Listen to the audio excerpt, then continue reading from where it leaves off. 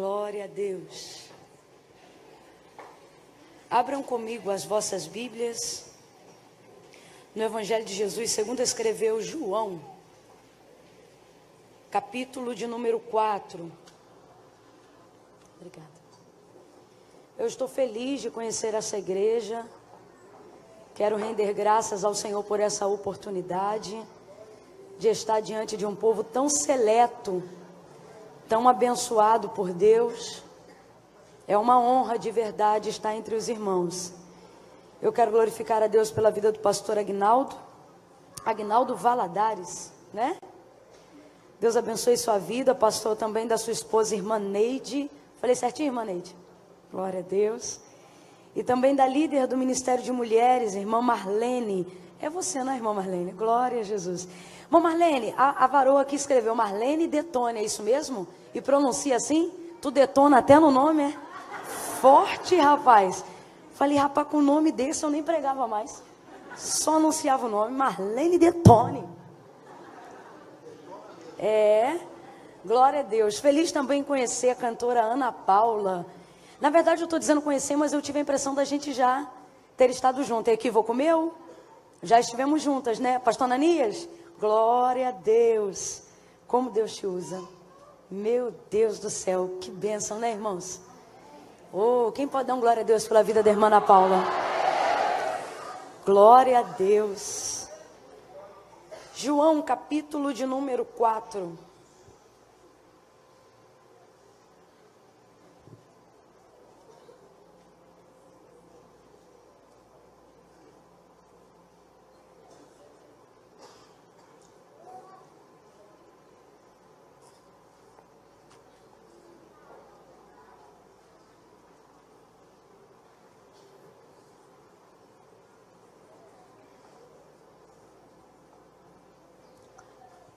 Tô seca, irmão, pensa. João 4, do verso 1 em diante. Quem achou pode dar um amém? Amém. Amém. Diz assim o texto. Quando os fariseus ouviram que Jesus fazia e batizava mais discípulos do que João, se bem que Jesus mesmo não batizava e sim os seus discípulos, ele deixou a Judéia e voltou outra vez para a Galiléia. E era-lhe necessário passar por Samaria. E chegou, pois, a uma cidade samaritana chamada Sicar, perto das terras que Jacó dera a seu filho José. E estava ali a fonte de Jacó. E Jesus, cansado da viagem, assentou-se junto à fonte. Já era quase hora sexta. Nisto veio uma mulher samaritana tirar água. E disse-lhe Jesus: dá-me de beber. Pois seus discípulos tinham ido à cidade comprar comida. E disse-lhe a mulher samaritana: como sendo tu judeu, pede de beber a mim, que sou mulher samaritana. Pois judeus não se comunicam com os samaritanos. Pelo que respondeu-lhe Jesus, dizendo: se tu conheceras o dom de Deus, e quem é o que te pede, dá-me de beber, era tu que lhe pediria, e ele que te daria água viva. Diga amém por essa palavra. Amém, glória a Deus. João 4 trata para nós a narrativa de uma história muito conhecida. Nós vamos pincelar rapidamente, caso tenha alguém aqui nessa noite que ainda não tenha tido o privilégio de ouvir falar sobre esse momento da história de Jesus enquanto cumpria seu ministério divino aqui na terra, o encontro dele com a mulher samaritana.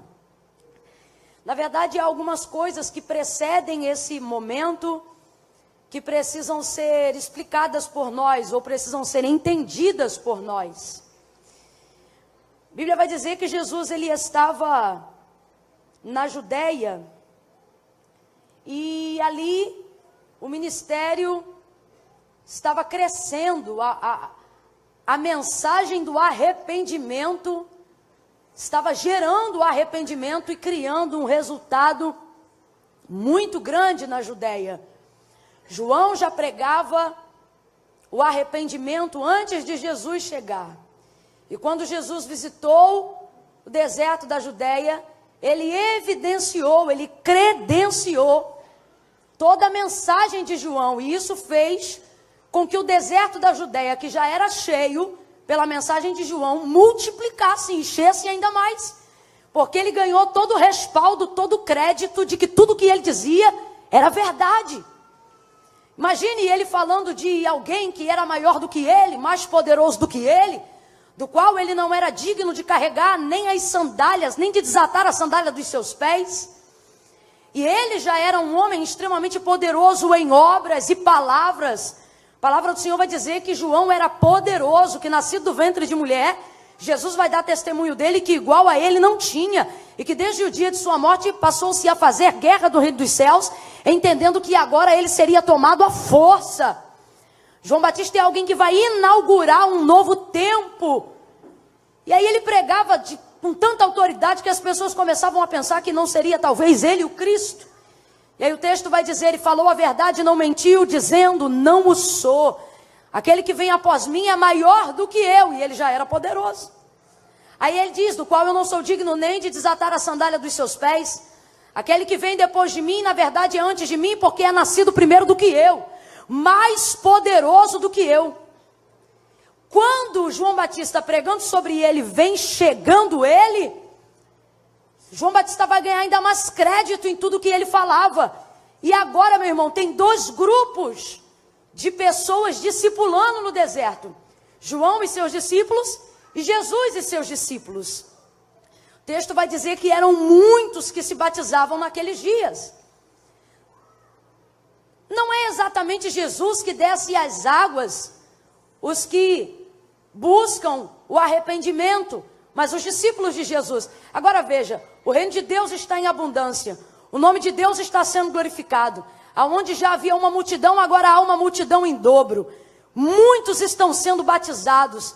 Não há necessidade daquela mesma ordem de discipulado que nós temos hoje, para que as pessoas entendam o motivo do batismo. Só para a gente entender, por exemplo, hoje nós seguimos uma religião que chamamos de cristianismo, né? No nosso meio, por exemplo, nós somos os evangélicos. Naquela ocasião, eu poderia dizer que a religião do judeu é étnica. Ele não precisava, na verdade, ouvir sobre aquilo que ele já sabia. Um menino de 7 anos já conhece a Torá praticamente de cor. Então, na verdade, eles só precisavam produzir frutos dignos de arrependimento, acreditando que realmente eles tinham do que se arrepender, mesmo sendo filhos de Abraão. Então, por causa disso, não era necessário uma vastidão muito grande de uma obra de discipulado, a não ser reconhecer que haviam em si pecados. E por causa disso eram muitos que se batizavam. O nome de Deus está sendo glorificado, o deserto está cheio, a obra está crescendo, o reino de Deus está ganhando amplitude. Diga glória a Deus por isso. Isso, a obra está florescendo, está crescendo. Oh, aleluia, as palavras do Senhor estão se cumprindo. Já estão começando a surgir aqueles que seriam testemunhas na Judéia, Samaria e até os confins da terra. São muitos os discípulos que agora seguem a Jesus. Eu não estou falando somente dos 12 que o acompanhavam, mas de 70 que acompanhavam os 12 e muitos outros que faziam muitas outras pessoas descerem às águas batismais. São pessoas reconhecendo que têm pecados, são pessoas sendo confrontadas pela palavra do arrependimento, pela palavra do confronto, perdão, para gerarem arrependimento. É gente que não está preocupada em tirar o tronco ou o cisco que está no olho do irmão, mas é gente que está fazendo uma análise de santificação em si mesmo, é gente que está procurando uma redenção pessoal. O nome de Deus está sendo glorificado na Judéia. Pense numa obra bonita, pense numa obra bonita que está sendo feita lá. Os discípulos de Jesus batizam de um lado, os discípulos que seguiam a João batizam de outro. Mas a Bíblia vai dizer que de repente sai uma notícia entre os fariseus e eles começam a comentar entre si. Quem começam a comentar entre si? Quem o disse? Os fariseus. Os fariseus começam a comentar entre si, percebendo que os discípulos de Jesus, ou nesse caso Jesus, se bem que não era Jesus, mas os seus discípulos que realizavam a obra do batismo, batizavam mais discípulos do que João Batista. você vai perceber um clima de rivalidade na língua dos fariseus. Esse tom de conversa é o tom de quem está enunciando uma disputa. Vê se isso é conversa. O reino de Deus na terra em ascensão. Filhos de Abraão reconhecendo que tem pecados. Homens estudados na lei, conhecedores da palavra, reconhecendo que precisam de redenção. Há uma obra extraordinária sendo feita. Quem está entendendo, diga amém. E de repente os fariseus começam a comentar entre si que os discípulos de João Batista, ou nesse caso, de Jesus, batizavam mais aqui é com I. Eles estão falando sobre valores quantitativos, dizendo que os discípulos de Jesus, ou no caso Jesus, batizava mais do que os discípulos de João Batista. E o texto vai dizer que ao saber disso, ele deixa a Judeia. Tinha que ser conversa de fariseu, irmãos. Deus nos trouxe aqui nessa noite a despertar-nos para uma grande obra de salvação e uma grande obra de amplitude na chamada que o Senhor nos vocacionou. Você vai caminhar em sucesso todas as vezes que estiver associado à palavra da salvação. Você vai caminhar em triunfo todas as vezes que conduzir a sua vida a uma vida voltada para pregar a verdade, a fim de que pessoas se arrependam pelo seu testemunho. O seu ministério será fecundo. A chamada de Deus na sua vida prosperará. E todas as vezes que o reino de Deus estiver em evidência na sua vida, todas as vezes que você prosperar na pregação da palavra, todas as vezes que você prosperar na maneira com que você adora, todas as vezes que você ganhar fluxo na intercessão, todas as vezes que o Senhor virar uma chave de ignição na sua vida, todas as vezes que a estaca da tenda do teu ministério começar a largar, todas as vezes que pessoas olharem para você como referência, todas as vezes que através da sua vida Deus começar a render os mais duros corações da sua casa, oh aleluia, todas as vezes que você invocar o nome do Senhor e você começar a trazer o reino de Deus para a terra, fazendo como Jesus disse: venha o teu reino e seja feita a tua vontade, você vai começar a chamar a atenção de fariseus. E a conversa entre eles nunca é qualitativa. Olha, gente, essa conversa, vê se isso é conversa. Eles param para falar que os discípulos de Jesus batizam mais pessoas do que os discípulos de João. O rio é um só, é o Jordão. A mensagem é a mesma do arrependimento. O caminho é um só. O propósito é o mesmo, como disse Paulo aos Efésios: uma só fé, um só Senhor e um só batismo. Então pouco importa quem está batizando mais ou quem está batizando menos. Isso não é uma disputa, isso é um propósito. Mas você vai perceber na palavra dos fariseus que há uma disputa eminente. E Jesus, ao saber disso, ele deixa a Judeia. É complicado quando você tem que deixar regiões geográficas que estão prosperando por causa da conversa disseminatória de fariseus. Mas Deus te trouxe hoje aqui para dizer que você não precisa disputar coisa alguma. Deus te trouxe aqui nesta noite para dizer que você não tem que fazer cabo de guerra com ninguém. Deus te trouxe aqui para que você pare de se sentir influenciado pela competição das redes sociais, pela maneira com que as pessoas se dirigem a você, pela maneira com que as pessoas te pressionam, acerca de como você conduz a obra de Deus no modelo que Deus te revelou. O Senhor te trouxe aqui para te dizer que o sinal de que é necessário você deixar a terra é quando os fariseus começarem com disputa. Irmã Camila, e por que eu vou sair? Não importa se é você ou se é o outro, é a maturidade que dita quem aguenta sair. É a maturidade quem dita quem não vai discutir. É a maturidade que dita quem não vai ofender. É a mãe, mas tem que ser ela, tem que ser ele, tem que ser eu, não. Tem que ser quem amadureceu e entendeu que o reino de Deus é maior. Isso aqui não é coincidência, não. O texto vai dizer que quando Jesus fica sabendo disso, ele deixa a Judeia. A obra de Deus não é deixada. O batismo não é deixado. A obra de Deus continua sendo feita. Quem se retira do local onde a obra estava sendo feita é Jesus.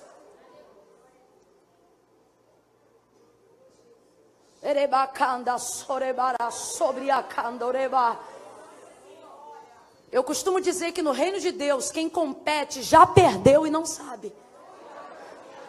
Dê uma olhada para pelo menos 2 pessoas e diga: aqui não tem competição. Não, olhe para quem está ao seu lado e diga: aqui ninguém compete nada. Não, aqui ninguém compete nada. É conversa de fariseu, dizer quem canta mais, quem prega mais, quem ora mais, quem intercede mais. Isso é conversa de fariseu. A conversa de fariseu está sempre apoiada em valores quantitativos. Quem dá o maior dízimo, quem tem o maior carro, quem tem a maior oferta, pode ter certeza, isso é conversa de fariseu. O Senhor te trouxe aqui para te dizer: uma só fé, um só Senhor e um só batismo. O propósito é um só, e quem faz mais não interessa. O que importa é que quem ganha é o reino de Deus. Jesus vai falar sobre questões quantitativas quando ele vai falar, por exemplo, acerca do nosso pecado. Ele vai trazer uma parábola e, simplificando aqui, ele vai falar sobre um que devia mais e o outro que devia menos.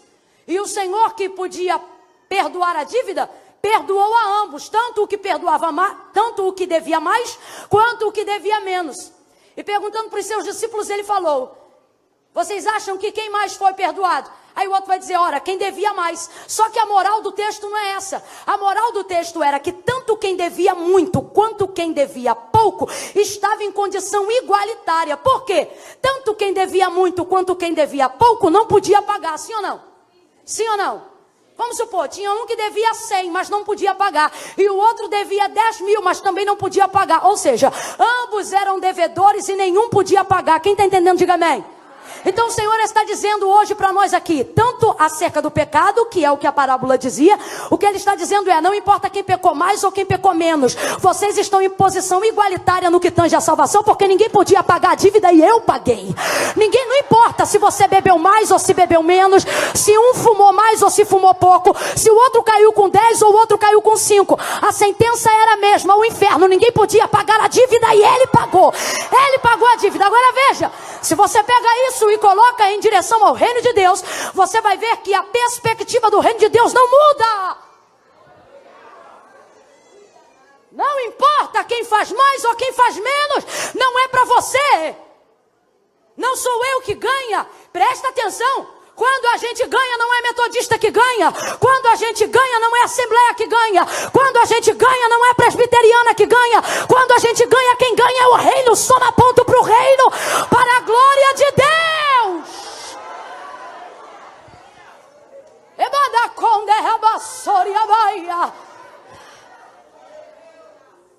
A Bíblia vai dizer que Jesus, ao saber disto, deixou a Judeia. Você acha que Jesus ia ter algum problema com João Batista por causa de fariseu? Claro que não. Mas ele deixou assim mesmo, a fim de que esse burburinho acabasse. Irmão, muitas vezes, se ausentar de um ciclo de conversinha não é covardia, é estratégia, é sabedoria. É entender que as coisas não precisam girar em torno de mim. Agora veja, a segunda coisa. O texto vai dizer que isso chega aos ouvidos de Jesus. Isso chega aos ouvidos dos discípulos. Jesus não se justifica em nada e nem permite com que os seus se justifiquem. Ele simplesmente se retira. Deixa eu te falar uma outra coisa acerca de maturidade. Acerca de envolvimento no reino de Deus. Tem que ter maturidade. Se não tiver, não vai aguentar se envolver. Nem tudo que chega ao seu conhecimento significa que você deve rebater. As pessoas têm mania de achar que tudo que chega ao seu conhecimento deve ser resolvido por elas. Quem falou? Aonde está essa máxima? O fato de chegar ao seu conhecimento alguma coisa que está sendo dito sobre você ou não, não determina que você tem que ter autonomia para resolver aquilo. Pelo contrário, quando a primícia da informação te alcança, ela te dá privilégio de tomar uma decisão antes de qualquer coisa. E as decisões que você vai tomar não precisam ser justificadas a fariseus. E ouvindo isso, deixou a Judéia. Olhe para quem está ao seu lado e diga: se tiver que deixar. Olhe para quem está ao seu lado e diga: se tiver que deixar, deixa. Mas não briga. Não.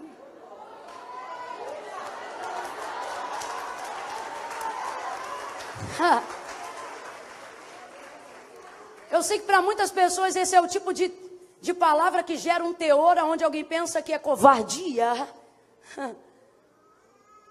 Covardia é você deixar a obra sofrer por querer zelar pela sua reputação mais do que pela obra de Deus. Isso é covardia.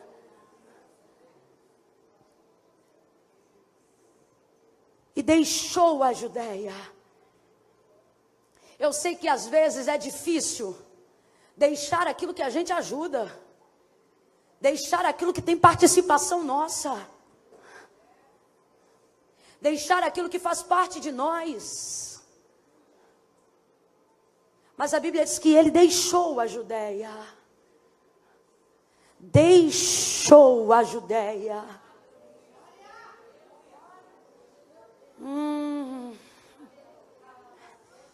Tem muita disputa por causa de Judéia, com tanto espaço ainda a percorrer.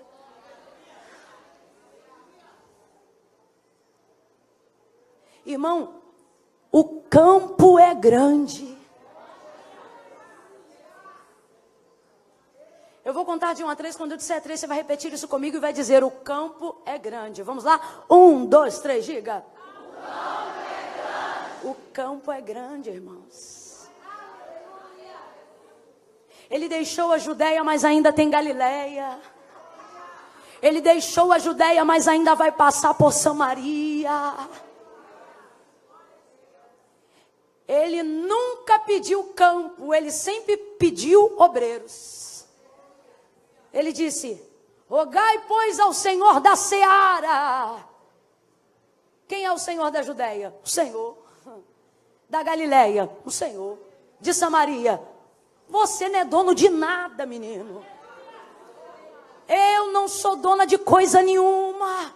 A seara é dele. Os ceifeiros também são dele. Os obreiros são para ele. Porque nele, dele, por ele, para ele são todas as coisas. Ele diz: a seara é grande, porém poucos são os ceifeiros ou os obreiros. Rogai, pois, ao Senhor da seara que envie ceifeiros para ela. Olha para esse crente de novo e diga para ele: o campo é grande. Não, agora eu vou te pedir uma gentileza. Pega a mão com carinho, apoia no ombro dele. No 3, você dá um empurrãozinho como quem precisa partir. Dá um empurrãozinho de leve e diz: o campo é grande, vai. O campo é grande, vai. Para de limitar a tua vida, para de limitar o espaço, para de limitar a geografia, para de limitar a expansão do seu ministério, para de limitar aquilo que Deus quer fazer e aquilo que Deus ainda pode fazer. O campo é grande, mas todo mundo quer ficar só onde está prosperando. O campo é grande, mas todo mundo quer ficar amontoado na Judéia. O campo é grande, mas Jesus sabe que o campo é grande, está entendendo? O Senhor está dizendo hoje para alguém aqui: desarma a estaca da tua tenda e amplia o lugar da tua habitação. Oh, aleluia! Porque o campo é maior do que esse tipo de perda que você teve.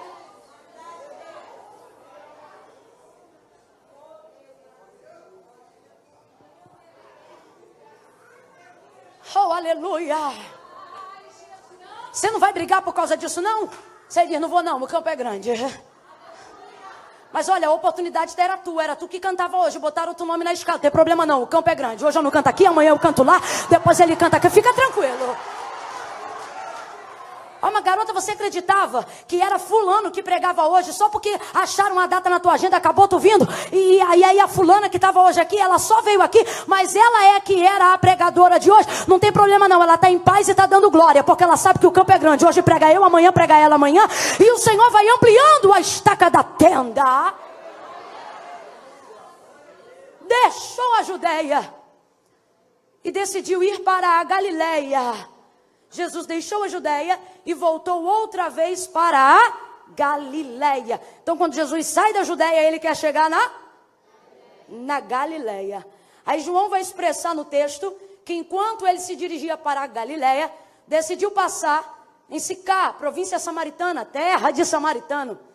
Aí João vai usar uma expressão que me chama muita atenção no verso 4. Ele vai dizer assim: e era-lhe necessário, diga comigo, necessário. Necessário, irmão, necessário fala de necessidade. Mas Camila, necessidade é diferente de vontade? É. Necessidade é diferente de vontade. Vontade é fazer o que eu quero, amém? Necessidade é fazer o que precisa ser feito mesmo quando eu não quero fazer. Quem está entendendo, diga amém. Amém. Aí porque João é o único dentre todos os evangelistas que vão trazer as narrativas do evangelho, do ministério de Jesus na terra. Ele é o único que tem uma característica que o distingue totalmente de todos. João é alguém que não se preocupa apenas em trazer fatos nas suas narrativas. Todos os outros trazem apenas a narrativa de fatos. Aonde Jesus estava, filho de quem ele era, onde ele passou, o que ele fez. João não. João, ele sempre vai se preocupar em utilizar palavras-chave que narram a intenção por trás dos fatos. Acho que por isso o Evangelho de Jesus torna-se tão, escrito por João, torna-se tão especial. Porque os outros entregam a narrativa dos fatos. João não, costuma ser extremamente peculiar, falando de cada intenção por trás dos fatos que Jesus operou. Você vai ver isso, por exemplo, no capítulo 1 de seu livro. Quando todos os outros, de igual modo, vão abrir a narrativa dos seus livros, falando sobre o nascimento de Jesus, narrando a sua genealogia, o nome de seu pai, o nome de sua mãe. João é totalmente às avessas. Ele abre a narrativa, não fala do nome do pai, não fala do nome da mãe, não fala de ninguém. Ele já abre o texto dizendo: no princípio era o verbo estava com Deus, o verbo era Deus, nele estava a vida, e a vida era a luz dos homens. Houve um homem de Deus chamado João. Ele já vai direto, só Jesus. Ele só fala das intenções que envolvem os feitos. E isso faz a gente olhar de uma maneira diferente sobre a perspectiva de João. Então, quando João usa uma palavra como necessária, você precisa levar em consideração. Porque isso aqui não é apenas a narrativa de um fato, mas a intenção por trás de um fato. Qual? Ele está deixando claro que Jesus não vai passar em Samaria apenas por vontade, desejo voluntário, mas por uma necessidade de atender o ministério. Há um propósito para que ele passe em Samaria. Quando Jesus chegou no deserto da Judeia, o texto vai dizer que João Batista viu Jesus e disse para ele: tu vens a mim? Era eu que deveria ir a ti. Aí ele diz: mas isto eu faço para que se cumpra toda a justiça. Jesus era um homem justo. Tentavam pegar ele a fim de que ele contrariasse alguma coisa que Moisés deixou escrito, mas nunca conseguiam pegar. Num dos seus primeiros sermões, Jesus vai dizer: eu não vim para descumprir a lei, eu vim para fazê-la. O que ele está dizendo é: eu vim dar significado ao que vocês fazem apenas como sistema, como ritual. Então Jesus não vai pisar em território samaritano para desmerecer a cultura judaizante. Você sabe que o território samaritano é um território que não é, na verdade, pisado pelos judeus. Você viu, nós lemos aqui, judeus e samaritanos não se comunicam. E não se comunicam por quê? Porque os samaritanos perverteram a liturgia de culto a Deus. Quando eles miscigenaram e quando eles se curvaram diante de ídolos constituídos por mãos de homens. Quando Jesus conversa com essa samaritana na beira do poço de Jacó, o texto diz que ele fala assim para ela: traze-me aqui o teu marido. E ela diz: eu não tenho marido. E ele diz para ela: tu disseste com verdade, porque tu já tiveste 5, e o 6º que tu tem agora não é teu marido. Aí ela diz assim para ele: mas onde é que se deve adorar? No templo ou no monte? no templo ou no monte. Os samaritanos têm um método de adoração no monte. Um método que não é legítimo, porque o lugar de adoração era no templo em Jerusalém. Lá estava o altar legítimo, lá estava o sacerdote legítimo, lá estava a oferta verdadeira. Mas ela diz no monte por quê? Porque eles criaram um sistema de adoração a Deus no monte. Lá tem um altar onde eles tentam adorar a Deus no monte. Agora, do lado desse altar também tem um altar de Baal. E do lado do altar de Baal também tem um altar de Moloque. Então veja, os samaritanos fizeram uma coisa que muita gente faz nos nossos dias. Quando eles não conseguem se adequar à regra legítima de adoração instaurada em Jerusalém, eles criam seus próprios altares. O que é isso? Seu método de adoração, para que eu não seja obrigado a entrar onde eu não posso, para que eu não seja obrigado a entrar onde eu não me sinto confortável. Eu vou falar bem rasgado para todo mundo entender. É gente que já acha que não precisa confessar pecado, é gente que já não faz mais gabinete, é gente que não precisa vir à igreja, é gente que já ora no próprio quarto, ele mesmo pede perdão, ele mesmo se perdoa, ele mesmo se pune, ele mesmo se levanta, ele mesmo vai para a igreja, ele decide quantos meses ele vai ficar em disciplina, ele mesmo volta. Que tipo de gente é essa? É gente que criou um método de adoração para não se sentir excluído da adoração legítima, porque já não se enquadra a maneira correta de adorar. Talvez você diga, irmã Camille, tem maneira correta? Tem, é só ler a Bíblia. Deus decide como deve ser adorado. A gente é tão falho na nossa adoração que a Bíblia diz que para isso ele criou os anjos. Os anjos adoram a Deus exatamente como ele deseja ser adorado. Porque se Deus dependesse de ser adorado exatamente como deve ser por nós, pensa, hoje eu vou à igreja, amanhã eu não vou. Hoje eu quero dar glória, amanhã eu não quero. Hoje eu estou de mau humor, já pensou? Aí ela diz assim, aonde se deve adorar, no templo ou no monte? O que ela está perguntando é, aonde eu levo oferta para expiação do meu pecado? No templo ou no monte? Parece que ela está fugindo da conversa, mas não está. O que ela quer saber é o seguinte, eu levo oferta para expiação desse pecado aqui agora, de estar com o marido que não é meu. Esse pecado que eu acabei de confessar, eu levo essa oferta aonde? No templo ou no monte? Aí Jesus vai dizer para ela, tu sabes que a salvação vem dos judeus. O que ele está dizendo é, se você tivesse que levar uma oferta para de fato e de verdade receber perdão legítimo, você deveria levar esta oferta no templo em Jerusalém. O que Jesus está dizendo é, nós não consideramos o altar que vocês criaram no monte como lugar de adoração, quiçá como lugar de redenção. Só que aí, olha a situação dessa mulher. Ela diz assim, aonde... Estou transliterando para você. Ela diz, aonde eu levo oferta para expiação desse pecado? No templo ou no monte? Aí Jesus vai querer dizer para ela, ficou ruim para você, porque no templo tu não entra e no monte Deus não recebe?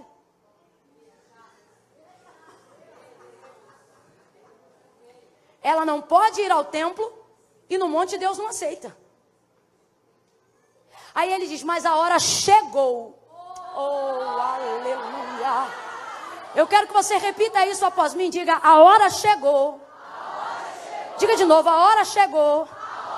Isso é profético nessa noite, porque Deus me trouxe hoje aqui para dizer, diga para ele, diga para ela que a hora chegou de liberar perdão para os samaritanos. Diga para ele, diga para ela que chegou a hora em que eu estou aferindo a maturidade espiritual dela e a maturidade espiritual dele para levar redenção à terra dos samaritanos. Irmã Camila, por que você está pregando assim? Você vai entender. Quando ele diz a salvação vem dos judeus, ele está dizendo, você sabe que quem perverteu o culto foram os samaritanos. Você sabe que quem quebrou a liturgia foram os samaritanos. Você sabe que quem se afastou foram os samaritanos. Trocando para miúdos, você sabe que os errados são os samaritanos. E por que os judeus não pisam em Samaria? Porque os samaritanos estão errados. Completa aí para mim. Por que os judeus não pisam em Samaria? Os judeus não pisam em Samaria porque os samaritanos estão? Os judeus não pisam em Samaria porque os samaritanos estão?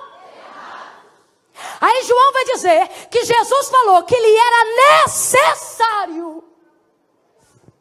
Por que necessário? Porque ninguém expressa vontade voluntária para poder pisar em terra de errados.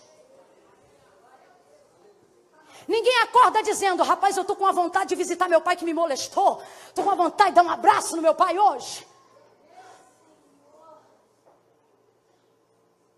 Ninguém acorda um dia alegre da vida e pensa assim, ai que saudade da minha mãe que me batia mesmo sem eu fazer nada, que me castigava. Ai quando eu olho para essa cicatriz que minha mãe me fez aqui, me dá vontade de dar-lhe um beijo na testa e dizer quanto eu a amo.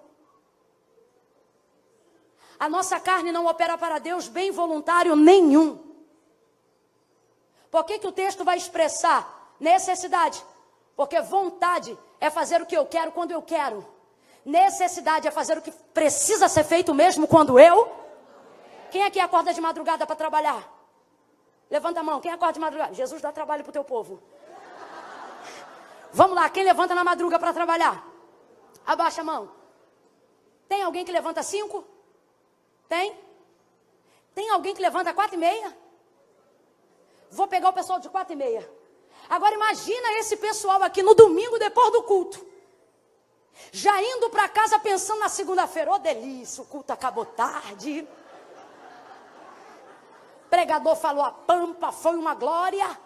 11 horas ainda está no caminho de casa e ela mora 15 quilômetros longe da igreja. Vai ela pelo caminho, que delícia, rapaz, eu tô cansada, porque o sábado foi de arrebentar. O domingo foi explosão, deu faxina, lavou banheiro, cuidou de filho, tirou meleca, instruiu na correção, foi pra EBD, fez cantina de noite, vendeu coxinha, enfiou a barriga no tacho, acabou-se o culto, vai ela embora. No meio do caminho ainda tem que chegar em casa, botar as coisas em ordem, refogar o arroz da segunda-feira, tirar o pote da que bom do congelador para poder temperar o feijão do outro dia, deixar tudo no esquema. Quando ela olha pro relógio, já são 00:30, ela tá virada na trabalheira desde sábado. Aí ela olha pro relógio e diz, olha que delícia, 00:30. Ai rapaz, eu acho que eu não vou nem dormir de tanta vontade que eu tô de levantar 4:30 da manhã. É assim? É assim? Você não levanta 4:30 da manhã para trabalhar porque tem vontade, você levanta porque você precisa.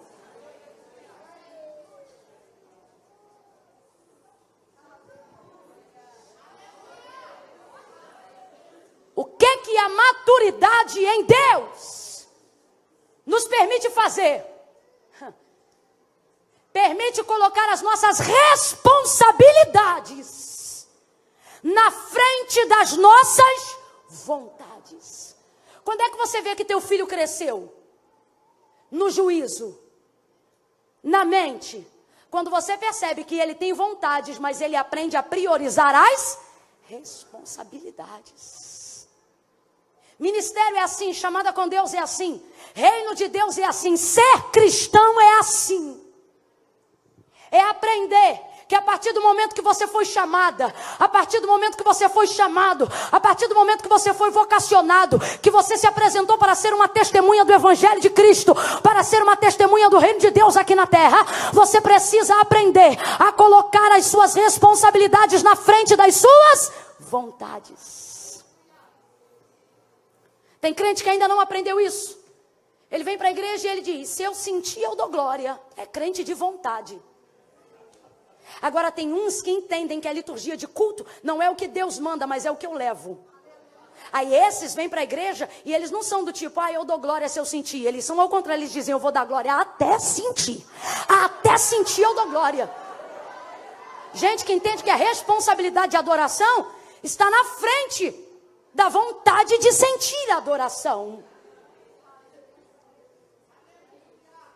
Deus te permitiu ser olhe para cá, Deus te permitiu. Essa palavra é altamente profética. Eu tinha separado 2 Reis, Deus virou quando eu entrei aqui. Deus te permitiu ficar em posição desconfortável diante de comentários fariseus, para tirar de um lugar de comodidade e ampliar a experiência do teu ministério. E a primeira lição que Deus está te dando é que para alargar essa tenda, você vai ter que aprender a deixar coisas das quais você fez parte. Segundo, você vai ter que aprender a colocar as suas responsabilidades na frente das suas vontades.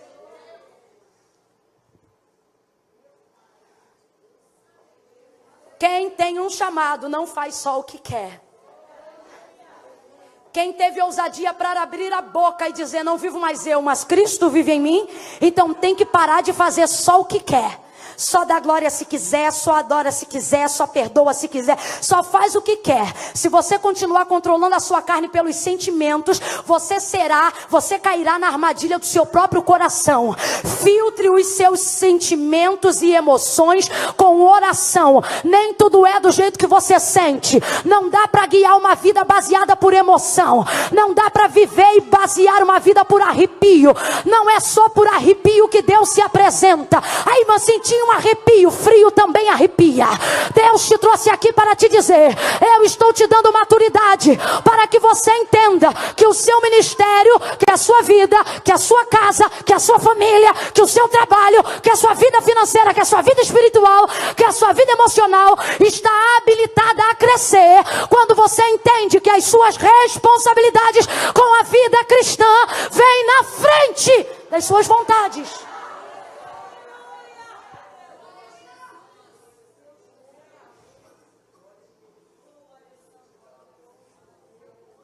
Por que necessidade?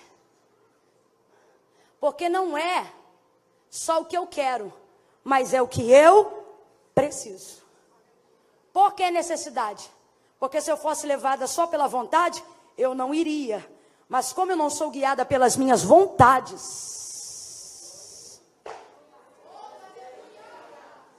Deus está mandando eu dizer para alguém, as suas vontades vão te lançar dentro do abismo.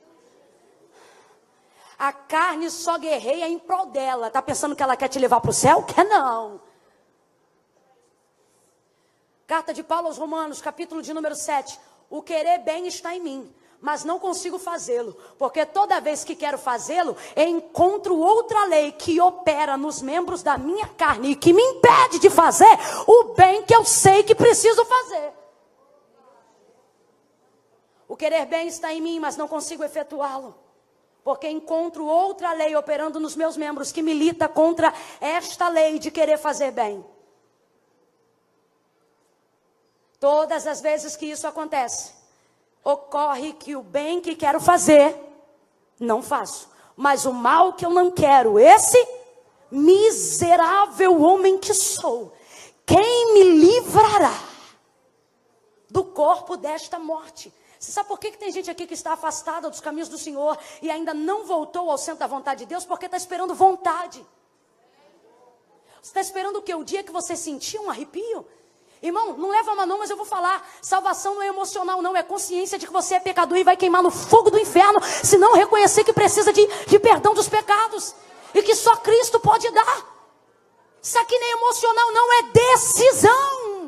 Pelo contrário, Paulo vai dizer, apresentai o vosso culto racional a Deus. Espírito Santo não está aqui para arrebatar a tua consciência, não. Ele está aqui para te tornar mais consciente. E de maneira consciente você entender que não tem outro caminho. E precisa fazer hoje aqui como Pedro. Para quem iremos nós? Se só tu tens palavra de vida eterna. Paulo vai dar graças a Cristo Jesus. Por quê? Porque Jesus é o único que pode corrigir e endireitar a vereda do seu caminho para fazer aquilo que agrada a Deus. Quando Jesus pisa em Samaria, Ele não está ali apenas porque quer. Ele está ali para cumprir uma demanda do chamado. Oh, aleluia! Oh, aleluia! Jesus vai chegar ali. Geograficamente, Samaria está entre Judeia e Galileia. Quando Jesus deixa a Judeia, ele quer chegar onde? Em Samaria? Quem lembra? Quando Jesus deixa a Judeia, ele quer chegar em? Ele quer chegar em? Aquilo que está no meio do meu caminho não pode me impedir de chegar aonde eu quero. Agora veja, entre Judeia e Galileia está... Vamos lá, crente, entre Judeia e Galileia está? Qualquer judeu, qualquer um, daria toda uma volta no entorno de Samaria e faria uma viagem de 6 dias para chegar na Galileia. Mas Jesus não vai dar volta no contorno de Samaria. Jesus vai passar a entrada da porta de província samaritana. Porque a distância mais curta entre dois pontos é sempre uma linha reta. Qualquer outro judeu faria um contorno. E ao invés de chegar aonde desejava, que é Galileia, em 3 dias chegaria em 6. Quando você ignora Samaria, você chega na Galileia em? Mas quando você passa pelo território samaritano, você quebra a viagem na emenda e chega em? Jesus não vai dar contorno em Samaria, Jesus vai passar pela província samaritana. Tudo leva a crer que uma viagem de 6 dias vai durar 3 dias. Porque Jesus está decidido a não ignorar a província samaritana. Eu tenho 2 palavras de Deus para você. Primeira, fazer a vontade de Deus realmente não é fácil. Mas fugir dela dá mais trabalho. E tem gente aqui fugindo da terra samaritana. Tem gente que entrou hoje aqui, é crente, dá glória a Deus, é dizimista, toma santa ceia, canta, prega, ora, intercede, mas ainda não está vivendo metade da plenitude de tudo aquilo que Deus determinou para a sua vida, só porque vem ignorando o território samaritanos. Volto a dizer, que território é esse? Porque eu não estou falando da samaritana não, eu estou falando de você. Que território é esse? É o território do erro. É o território de quem errou comigo. É o território de quem falou comigo. De quem falhou comigo. Quando Jesus conversa com aquela mulher, ele deixa isso claro. Ele diz, a salvação vem dos judeus. Então os judeus não pisam na terra dos samaritanos, porque os samaritanos estão errados. Os samaritanos estão... E quando é que eles ficarão certos? Se a salvação vem dos judeus, mas os judeus não pisam lá. Porque em terra de errados, a gente espera que quem errou vá pedir perdão. Presta atenção que é contigo mesmo. Você está entendendo o teor central da palavra? Áreas retidas na sua vida. Viagens longas, quando deveriam estar encurtando-se. Pessoas cansadas, e você pensa que esse cansaço é obra de Deus. O Senhor está dizendo, não, esse cansaço é o caminho que você tem traçado para longe do conserto. Esse caminho,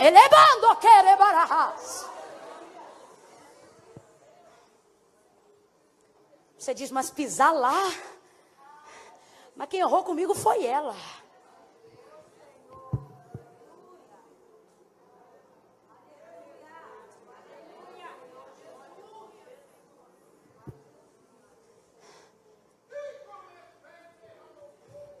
Aleluia. Eu vou falar do jeito que Deus está mandando eu falar, sem arrumar na minha boca.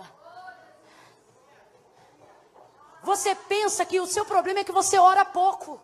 Não, não é. Porque você podia orar pouco. Se estivesse no lugar do centro da vontade de Deus, você oraria pouco, mas sua oração seria mais eficaz. Ela não é. Não é porque você ora menos ou porque ora mais. É porque você está recusando-se a pisar em terras que o Senhor já tem te conduzido há tempos. Tem gente aqui que era para ter acabado o trajeto em 3 dias. E olha o perigo de você tardiar. O desconforto que é pisar em território samaritano.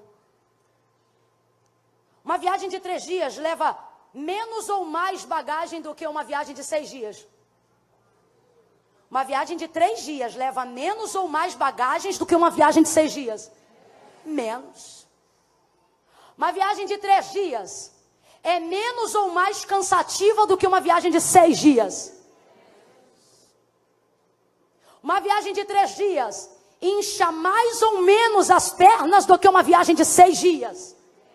O Senhor está dizendo para alguém aqui, menos, bem menos, menos. Tem alguém já quase se descabelando e o Senhor está dizendo, menos, menos. Tem alguém aqui se perturbando, dizendo, ai, porque eu vou morrer, a obra de Deus vai me matar. Esse departamento vai me engolir. O Senhor está dizendo, menos, menos, menos, bem menos. Não deixa essa batata comigo só não. Divide o bolo com o irmão que está do seu lado, diga para ele com o maior carinho do mundo, diga menos, tá? Menos. Menos, bem menos. Menos. Você está tratando a província samaritana como se fosse o seu lugar de residência, como se fosse um lugar de destino final. Mas você não saiu da Judeia para chegar em Samaria. Quem lembra? Você saiu da Judeia para chegar na Galileia. O Senhor está dizendo, pare de tratar o seu momento intermediário como o seu lugar final. O Senhor está dizendo, ei, eu não te chamei para morar em Samaria, eu disse que você só vai passar. Deus está dizendo para alguém, o desconforto é temporário, o constrangimento é temporário, a dificuldade de se relacionar é tempo. Pega na mão de um crente aí, em nome de Jesus. Segura na mão de alguém, segure na mão de alguém, segure na mão de alguém. Olhe para essa pessoa e diga, Samaria. Diga, Samaria, terra de errados, terra de quem vacilou. Olhe para ele e diga, Samaria, passa lá. Olhe para ele ou para ela e diga, e se é para passar? Passa, passa.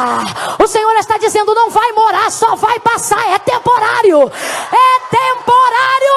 O desconforto é temporário, o constrangimento é temporário, o aborrecimento é temporário, o confronto é temporário, o embate é temporário. Vai passar. Deus está me mandando dizer isso para alguém. Vai passar. Aleluia. Se você ignorar Samaria, você demora uma vida toda para chegar na Galileia.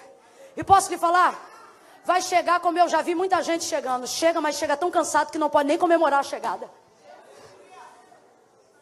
Eu já visitei culto de ação de graça, em que quem ofereceu o culto não tinha força para rir. Estou falando sério. Porque se desgastou tanto, brigou tanto, se aborreceu tanto, fez tanta queda de braço com Deus, que quando chegou na hora de celebrar, estava no lugar da vitória, mas não tinha força para dar glória.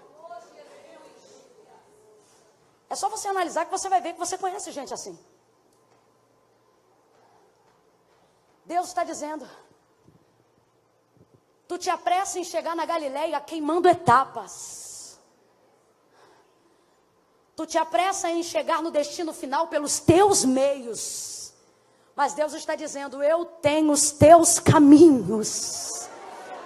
E quando eu te mandar passar por Samaria, passa.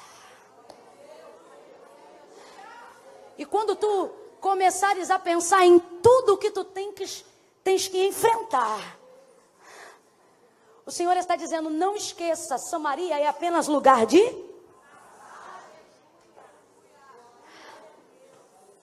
Oh, aleluia. Deus está dizendo para alguém aqui, em Samaria não está a sua dor, a sua tristeza. Em Samaria está o seu descanso. Porque aquilo que te inquieta,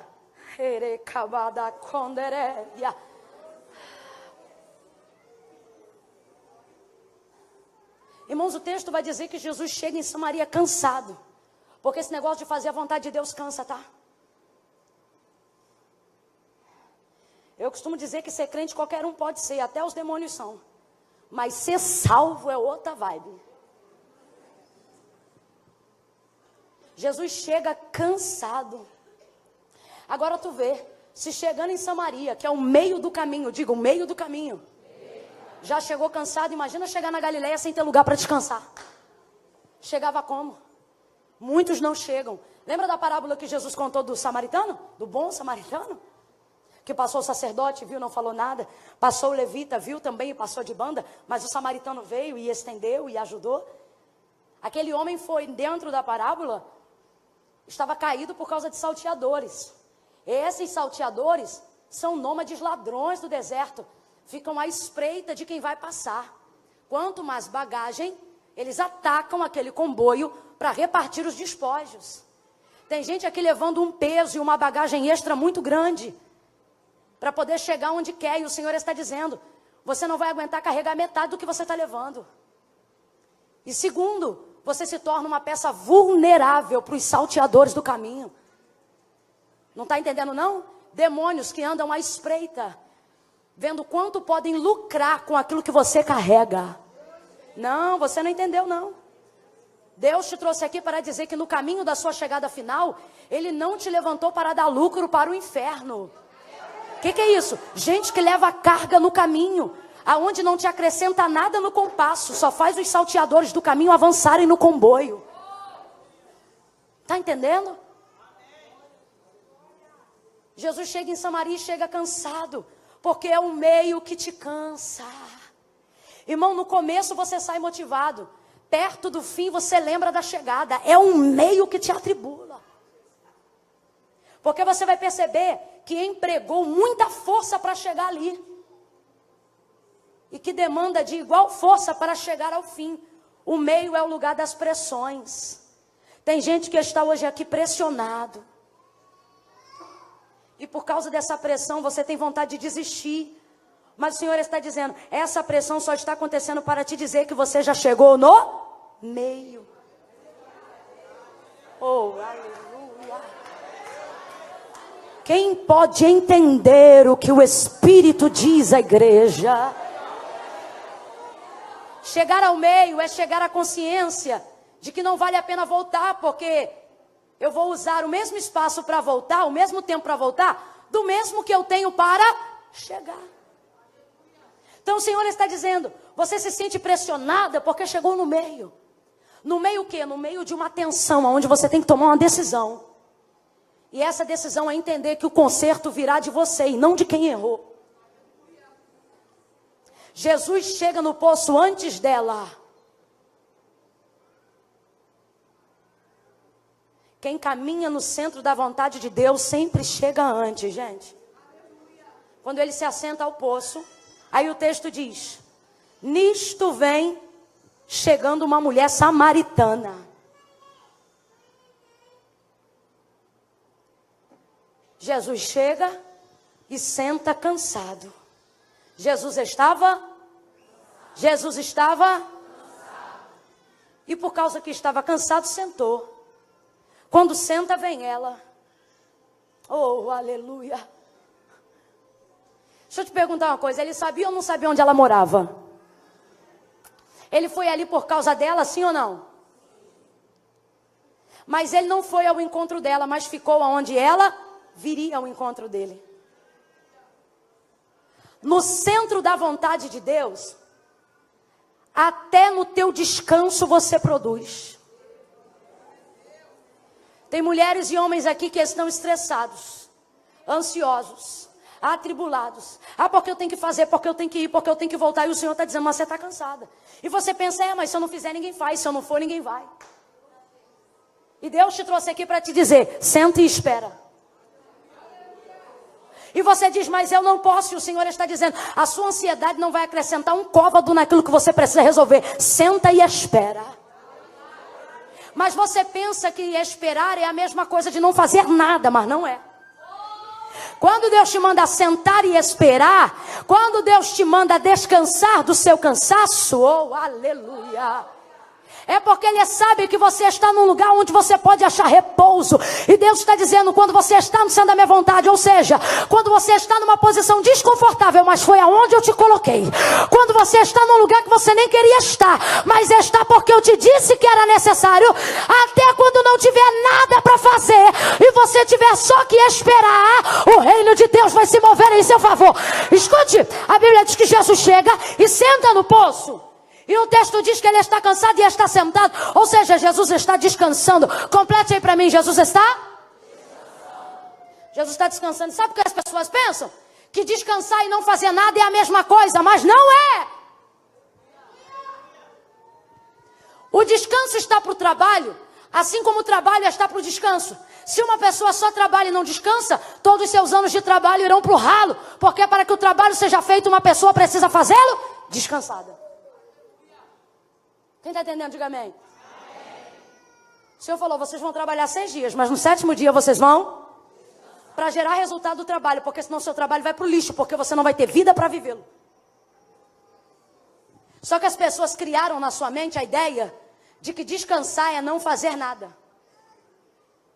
Só que não fazer nada é não fazer nada, e descansar é descansar. E por que elas atrelam isso? Porque o descanso está associado à espera. E as pessoas acham que esperar é não fazer, e não é. Não fazer nada é não fazer nada. Esperar é esperar. Pergunta para essa galera que levantou a mão, que diz que trabalha de madrugada, que levanta de madrugada, perdão. Acorda com eles. Vai para o ponto de ônibus 5 horas da manhã, a hora que eles esperam o ônibus. vocês vão ver eles parados. E se tiver banco no ponto, eles vão estar? Passa lá e diz que eles não estão fazendo nada. Para ver o que eles vão te responder.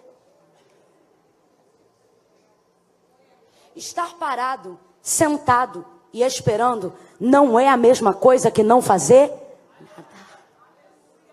Tem gente que se mexe para um lado e para o outro e não resolve. Anda para um lado e para o outro e não dissolve. Levanta inquieto, dorme atribulado. Trabalha meio-dia, se desgasta até no sábado. E quando chega no domingo, ele mal ouve a voz de Deus. Porque ele entende que todo esse ativismo não adiantou. Então Deus está dizendo,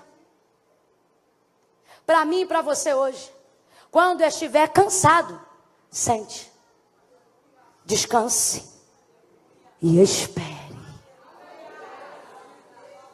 Esperar onde? Você está achando que é fácil esperar?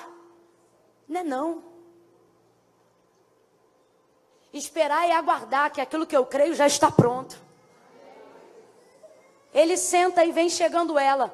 Quando você espera em Deus, no lugar certo, aquilo pelo qual você foi procurar, aquilo pelo qual você quer encontrar, você não precisa ir até ele. O texto diz que ele senta e nisto vem chegando ela. Ah, não, você não entendeu. O Senhor está dizendo que ele foi ali por causa dela. O Senhor está dizendo que ela era a chave para alcançar Samaria. O Senhor está dizendo que ele estava ali a fim de alcançar ela. Mas ele foi na casa dela? Ele entrou na cidade e correu atrás dela? Ele sentou e esperou ela chegar. Sabe qual é o nome disso? Sincronismo da obediência. É quando você sujeita o Cronos a obedecer o Kairos. Aí você fica onde Deus quer que você esteja. E aí aquilo que você deseja, você não corre atrás, mas chega até você. E quem está correndo de um lado para o outro não entende nada. Pega na mão desse crente, pega.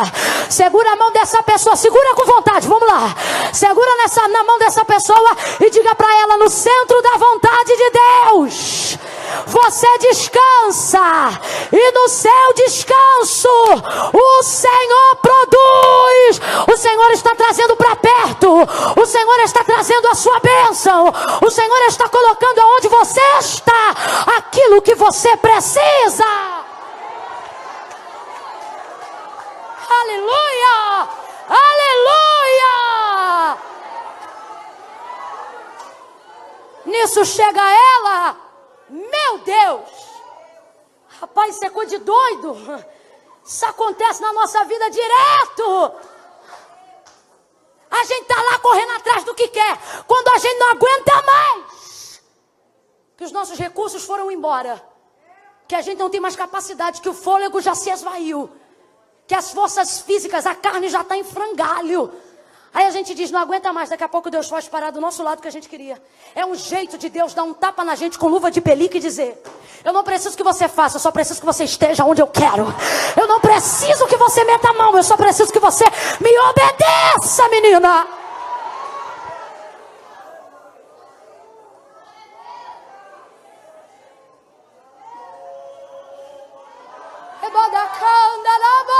Sobre a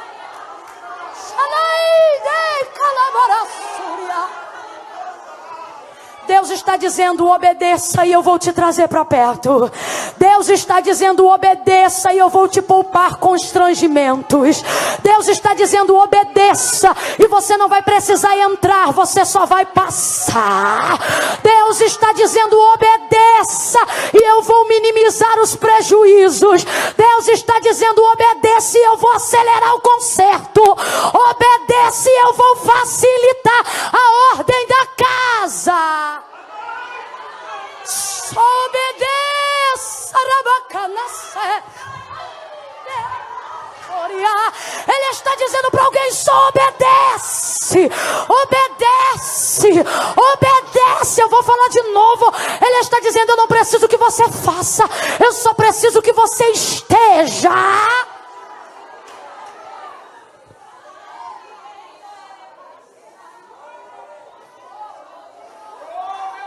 Vem ela, chega ela, já antecipei a história. Ele pede água, ela não dá. Ele conversa com ela fica convencida e quer dar água, mas no final ele não bebe e ainda dá. É o texto mais interessante da história. Fala de água, ela vai com o cântaro para pegar água em cima do poço. No final, ela não dá água, ele não bebe a que queria, ela largou, ou seja, ninguém bebe água e no final todo mundo fica saciado. Aí escuta, isso tudo sem fazer nada. Ela pegou a água? Não, porque o texto diz que depois que conversou com ele, largou o cântaro e entrou na cidade. Ele bebeu a água? Não, porque ela largou o cântaro e ele também não pegou. Veja, é uma das raras coisas na história que as pessoas estão no mesmo lugar e ninguém precisa fazer nada. Você diz, como é que eu vou fazer isso? E o Senhor está dizendo, você não precisa fazer nada, só precisa que você vá lá.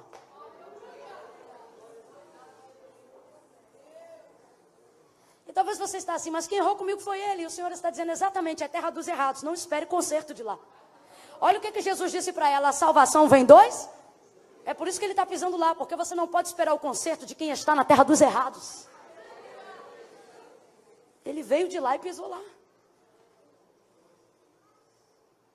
Fala para esse crente aí, pisa lá.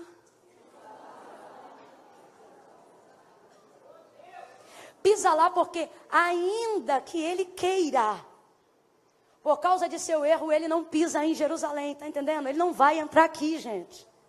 Não vai. Tal pessoa não vai lá na sua casa, não vai. Mas Deus te trouxe aqui para te dizer, passa lá. Senhor, o que eu vou fazer? Ele está dizendo, uma coisa de cada vez. Eu só preciso que você esteja onde eu quero que você esteja. E para isso, você vai ter que romper o constrangimento. A vaidade, a presunção, a arrogância, o ego por saber que você está certa. Só que é pedagógico. Sabe isso que você pensa que não tem jeito? Que não dá para falar, que enquanto eu estou pregando você está dizendo, você não sabe qual é meu caso, senão você ia saber que não tem jeito. Sabe isso?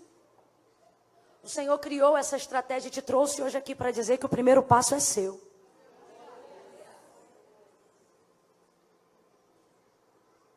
Jesus traz conserto para aquela mulher, ela se arrepende.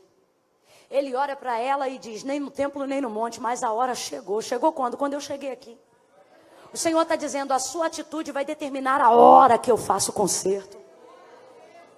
A hora chegou e já vem e fala contigo em que os verdadeiros adoradores não adorarão ao Pai apenas no templo e nem no monte, mas em espírito e em verdade. O que ele está dizendo é, não precisa subir ao monte nem esperar chance para entrar em Jerusalém. Eu sou o altar, eu sou o cordeiro, eu sou o sangue. Recebe perdão agora.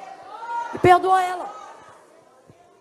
E perdoa ela. Não tinha ali outro sacerdote, não tinha ali outra pessoa, só tinha ele e ela. Depois desse concerto, o texto diz que ela larga o cântaro, transformada. Entra na cidade com a fonte que jorra para a vida eterna. Está dentro dela, já bebeu a água. Vai pela cidade anunciando o reino de Deus. E vai dizendo, vinde, vede, contemplai. Se não é este o enviado de Deus que tem me dito todas as coisas. Rapaz, o semblante dela está tão transformado. E eles estão tão assustados de saber que tem um judeu. E que tem alguém demonstrando-se ser o Messias, profeta, o Cristo. Coisa que não tem em Samaria. Que eles saem todos para fora da cidade. Junto à entrada da fonte. Porque querem vê-lo. Quem traz? Ela. Aquilo que começou nela vai ter um alcance muito maior. Eu fecho aqui. Quando chega lá, o texto diz que Jesus foi tão bem recebido pelos samaritanos. Mas tão bem recebido, que o texto vai encerrar os versículos finais do capítulo 4 dizendo, e repousou ali mais 2 dias. Era só para? Só vou passar porque é terra de errado. Só vou passar porque eu vou fazer um concerto, trocando para miúdos para quem está aqui. Só vou dar uma ligação, só vou fazer um confere. Só vou pedir perdão porque eu preciso ser liberada. Eu não aguento esses perdão, não. Mas enfim, só vou fazer isso por causa disso. Vai ser coisa rápida. Deus está dizendo, você não sabe, mas essa porta que você vai bater, vai abrir, se vai puxar cadeira, vai fazer café, e não vai deixar você ir embora antes de te dar um pedaço de bolo. E você que está pensando, não, irmã, é coisa rápida, o Senhor está dizendo, eu vou acrescentar teus dias, para que você saiba que aonde há concerto há alegria, aonde há concerto há comunhão, aonde há concerto há festa, há celebração. Veja, ele precisava chegar na Galileia, ele já ia fazer uma viagem de 3 dias, mas o texto diz que ele decidiu ficar em Samaria mais 2 dias. Então veja, seria 3 dias até chegar em Samaria, e 3 dias de Samaria até chegar na Galileia. Ele sai da Judeia, passa em Samaria, e poderia acelerar para chegar na Galileia, mas ele fica lá mais 2 dias. Resumindo a história, qualquer judeu que estivesse saindo da Judeia para ir para a Galileia, iria chegar em 6 dias. Jesus poderia tê-lo feito em 3, mas por ter acrescentado mais 2 dias em Samaria, acabou levando praticamente o mesmo tempo para chegar na Galileia, que qualquer outro judeu chegaria. E talvez você diga, irmã Camila, exatamente. Então você quer dizer que eu vou passar constrangimento, eu vou visitar a terra de errado, eu vou ter que aprender a colocar minhas responsabilidades na frente das minhas vontades. E no final, quem ignorou, quem não viveu isso tudo que eu vivi, ainda vai chegar lá no mesmo tempo que eu? Então para que eu vou em Samaria? Veja, às vezes você chega em lugares que outras pessoas chegaram, no mesmo tempo até. Só que você chega de um jeito que essas pessoas nunca poderão chegar, porque elas ignoraram o caminho traçado pelo Senhor. Deus trouxe alguém aqui para dizer, você chega onde alguém já chegou, mas a sua bagagem é outra. Você chega onde alguém está chegando, mas o seu testemunho é outro. O Ministério de Louvor pode subir rapidinho, por gentileza. Deus te trouxe aqui para te dizer, chegue, mas chegue sem culpa. Chegue, mas chegue sem ter que voltar atrás. Desculpa, gente, é só ele, só? Tem mais alguém aqui que faz parte do Ministério de Louvor? Ah, tá vendo? Glória a Deus. Não, porque eu ia dizer, rapaz, você é uma multidão, é forte. Eu ia dizer, você me perdoa, mas é que eu vi ali, parecia que tinha uns 4. Dá uma olhada para quem está ao seu lado e diga para essa pessoa, você vai chegar,